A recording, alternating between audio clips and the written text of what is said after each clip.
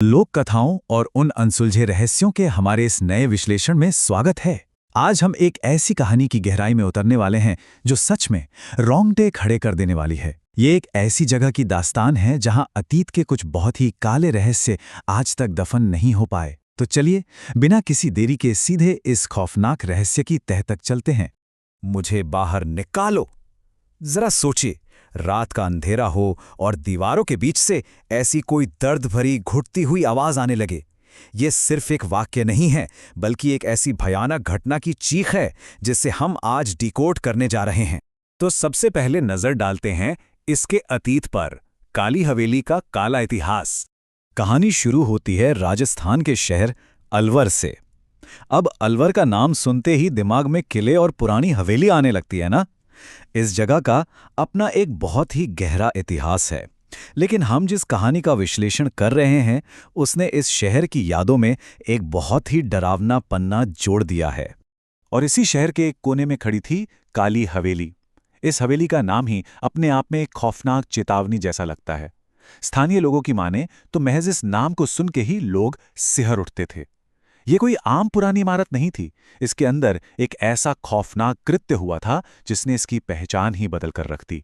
दरअसल इस जगह की दीवारों में एक बहुत ही काला सच चुना हुआ था, जमींदार का पाप।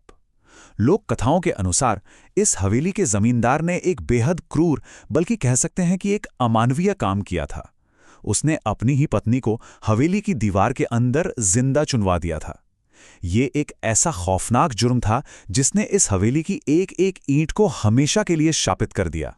अब आते हैं कहानी के अगले पड़ाव पर, जब एक अनजान परिवार का वहां आना होता है। सदियां बीत गईं और फिर एक नया परिवार इस हवेली में रहने आया जो इस काले इतिहास से बिल्कुल अनजान था। पहला दिन बिल्कुल सामान्य रहा। पहली रात भी एकदम शांति से गुजरी, जिससे लगा कि सब कुछ बढ़िया है। खैर, ये सिर्फ वो सन्नाटा था जो किसी बड़े तूफान से पहले आता है, क्योंकि दूसरी रात को घर की छोटी बेटी रानी एक ऐसी अजीब सी चेतावनी देती है जिसने सबको चौंका दिया। और फिर रात ठीक 2 बजे जो हुआ, उसने पूरे परिवार को दहशत में डाल दिया। आइए इसे थोड़ा और बारीकी से समझते हैं। यहीं से शुरू होती है वो अनदेखी चेतावनी। हम बड़े अक्सर बच्चों की बातों को कितनी आसानी से टाल देते हैं। यहाँ भी बड़ों की प्रतिक्रिया और बच्चे की सच्चाई में जमीन आसमान का फर्क था। परिवार ने रानी की बात को महज एक मजाक या बच्चों की कल्पना समझकर खारिज कर दिया, लेकिन रानी बार बार एक ही बात कह रही थी, मम्मी, दीवार के अंदर कोई रो रहा है। ये साफ दिखाता है कि कैसे कभी कभी भयानक सच्चाई बिल्कुल हमारी आंखों के सामने होती है और हम उसे देखने से पूरी तरह इंकार कर देते हैं। और फिर आता है वो खौफनाक पल, रात 2 बजे की दहशत। घड़ी में ठीक 2 बज रहे थे और अचानक वो झूठा सन्नाटा टूट गया। पूरे घर में एक औरत के रोने की तेज, बेतहाशा दर्दनाक आवाज गूंजने लगी। अब ये आवाज सिर्फ छोटी रानी का वहम नहीं थी, बल्कि घर के हर एक सदस्य के कानों को चीर रही थी। वो रोना दीवारों से इस तरह टकरा रहा था कि ऐसा लग रहा था मानो आवाज हर दिशा से आ रही हो। वहां से बच निकलना नामुमकिन सा लग रहा था। और फिर आवाज के साथ साथ एक और खौफनाक चीज सामने आई। दीवार से खून जैसा लाल पानी क्यों बह रहा था? ये सवाल सच में सोचने पर मजबूर कर देता है। आखिर सूखी पत्थर और ईंटों की दीवार से अचानक लाल पानी कैसे रिस सकता है? इस नज़ारे ने उस परिवार के दिलों में जो खौफ पैदा किया होगा, हम उसकी सिर्फ कल्पना ही कर सकते हैं। चलिए अब उस रहस्य पर से पर्दा उठाते हैं, दीवार के पीछे का सच। जब दहशत बर्दाश्त के बाहर हो गई तो पिता ने हार नहीं मानी। उन्होंने औजार उठाए और उस मनहूस दीवार पर प्रहार करना शुरू कर दिया। ये जानना जरूरी हो गया था कि आखिर उस प्लास्टर और ईंटों के पीछे छिपा क्या है।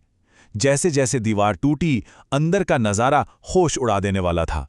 वहां से एक औरत की पुरानी हड्डियां मिलीं, लेकिन बात यहीं खत्म नहीं होती।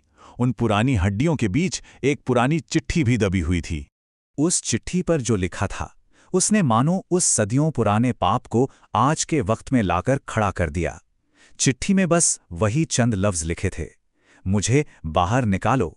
दशकों पहले जिस आवाज को दीवार में दफन करके हमेशा के लिए खामोश करने की कोशिश की गई थी, वो आज भी वहीं कैद थी। जमींदार का वो क्रूर पाप जो कभी किसी अदालत तक नहीं पहुंचा, अब उन हड्डियों और इस दर्द भरी पुकार के रूप में उनके ठीक सामने था। और अंत में बात करते हैं उस गूंज की जो आज भी बाकी है।